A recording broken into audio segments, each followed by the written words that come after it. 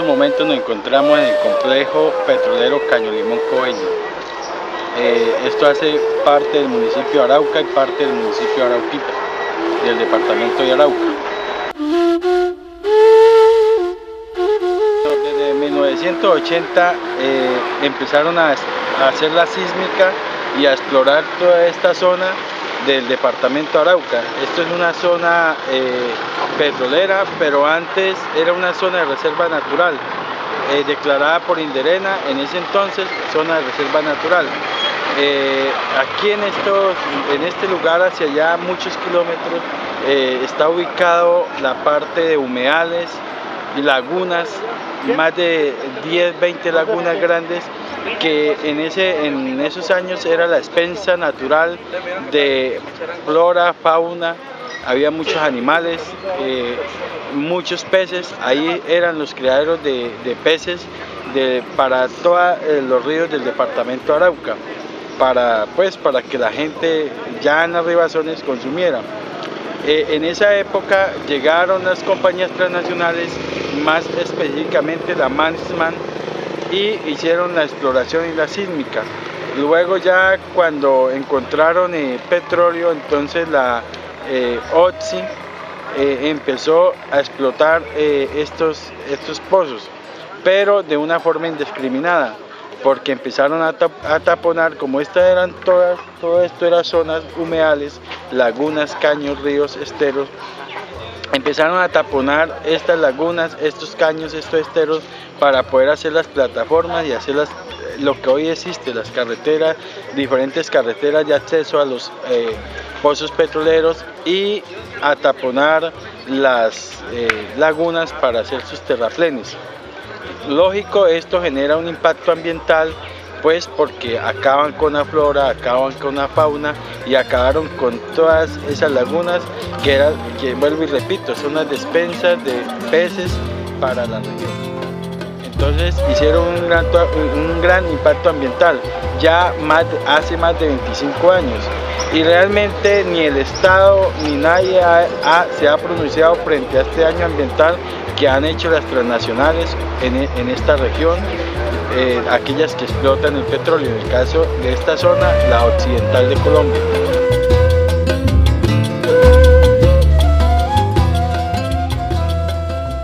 Aquí habitaban muchos raizales, sobre todo habitaban los compañeros indígenas, los guajivos, sicuanis playeros, que eran nómadas. Ellos andaban toda esta zona para arriba y para abajo porque era el hábitat de ellos, donde consumían, donde conseguían su iguana, el pez, la lapa, el cachicambu, bueno, todas estas especies que eran para consumo de ellos. Y ellos, pues alrededor de la laguna Lipa, hay un santuario, nosotros lo llamamos el santuario Laguna Lipa, porque era el río Lipa y era la laguna Lipa. La laguna Lipa, según cuentan los indígenas de esa época, era una laguna encantada. Ahí ellos se reunían, hacían sus ¿cómo se llama? Culturalmente sus ritos para orar a sus dioses, y a través de la laguna Lipa entonces le daban toda la alimentación que ellos pedían a esos dioses, hacían sus rituales. Entonces esa cultura se acabó porque la OTSI sacó a los indígenas sicuanes, a los indígenas guajivos, los sacó de esta zona y los desplazó hacia la zona rural. En este caso ellos viven hoy en día a 7 kilómetros de la cabecera municipal del municipio de Arauquita, y a los otros los desplazaron para allí alrededor del río Arauca, desplazándolos realmente de su hábitat natural. E igualmente pasó con los iguanitos y los jicnú, que los desplazaron hacia las zonas de las sabanas de Arauca, también dañándole su cultura y sus costumbres. Entonces, a los que más daño le hicieron fue a los indígenas que vivían en esta zona y que cuidaban de ese territorio y de ese ambiente sano que había en ese entonces.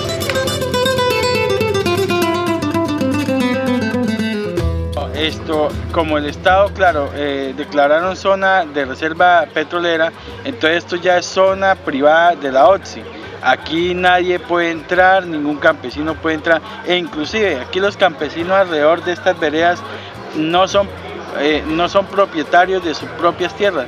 ¿Por qué? Porque por ser zona de reserva petrolera, el Estado no les ha querido titular ni hacer escrituras de propiedad a esos campesinos. O sea, lo que quiere decir que en cualquier momento la OTSI los puede sacar de sus tierras, perdiendo sus cultivos de plátano, sus cultivos de cacao, su cultivo de maíz, su cultivo de arroz, perdiendo su ganadería. En cualquier momento la OTSI los puede sacar. ¿Por qué? Porque ellos no tienen en estos momentos títulos ni escrituras, y aquellos que de pronto las tienen, pues los van a obligar a que despropien de sus tierras para entregárselas a la OTSI.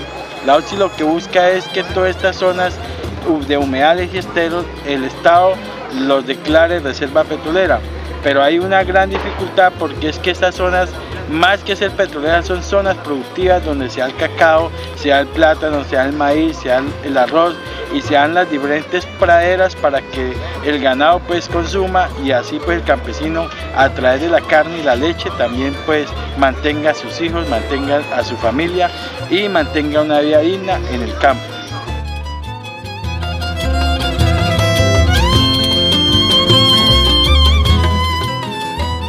Nosotros digo nosotros porque en esa época estaba muy chico, pero todos aquellos compañeros que nos han antecedido en esta lucha social, desde 1984-86 han venido enfrentando una lucha en contra de las transnacionales por la violación a la soberanía, y lo hicimos violación a la soberanía porque ellos se apoderaron de estas tierras, pasando por encima de los campesinos, pasando por encima de los indígenas, pasando por encima de un montón de pueblos, ni siquiera concertando con esas familias, con esos campesinos ni con esos indígenas, sino que a través de los congresistas, a través de los diferentes presidentes o políticos de turno que han estado en este país, pues vendieron todas estas tierras, vendieron la soberanía a las compañías transnacionales, en este caso a la OTSI.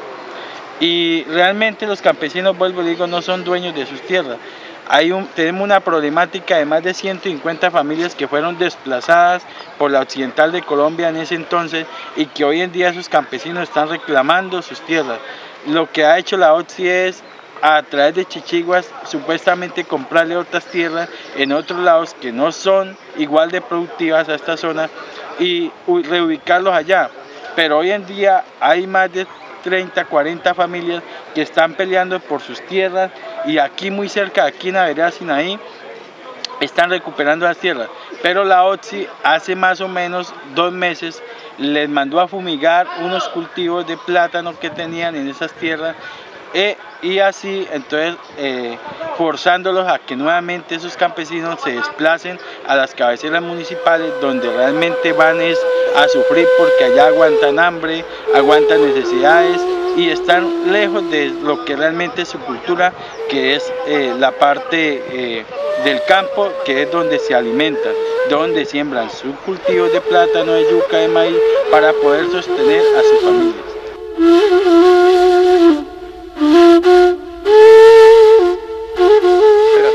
Claro, el Estado, para poderle cumplir a la OTSI, entonces a través de sus fuerzas armadas, en el caso del ejército y la policía, brindan seguridad a estas compañías.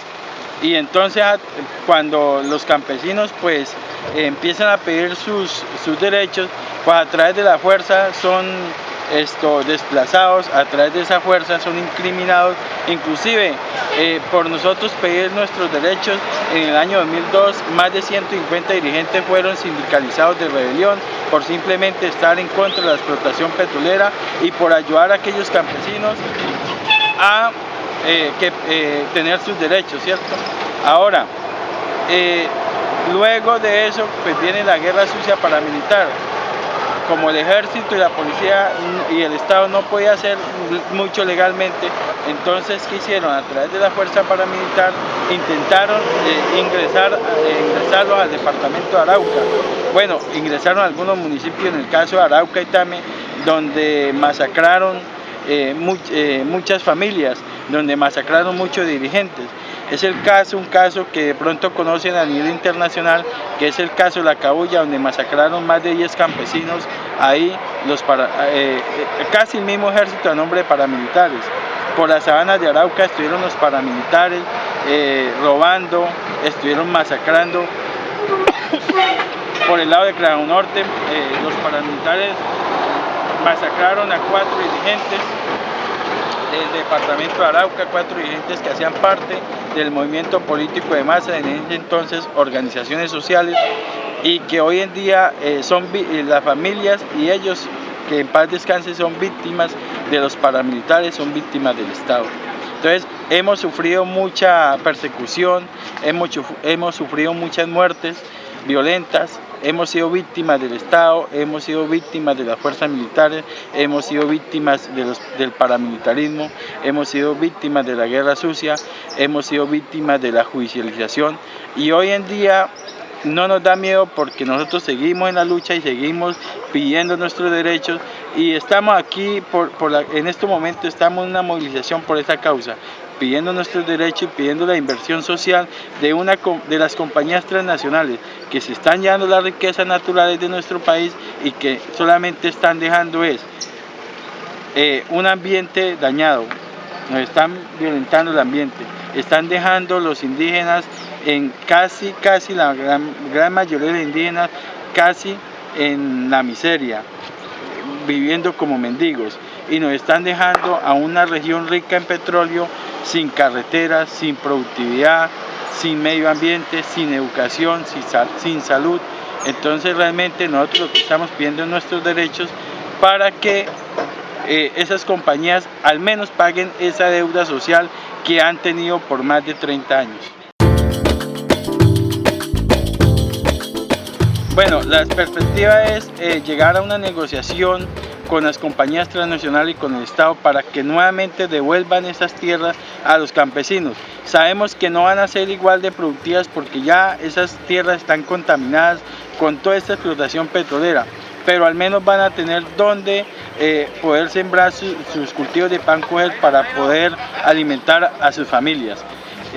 La idea también es los indígenas, pues como les quitaron todo el hábitat natural, y que ya el hábitat natural del 100% casi en un 85% está totalmente acabado, entonces comprarle nuevos terrenos para que ellos a través de esas costumbres, de su cultura, traten de nuevamente reformar su cultura y sus costumbres.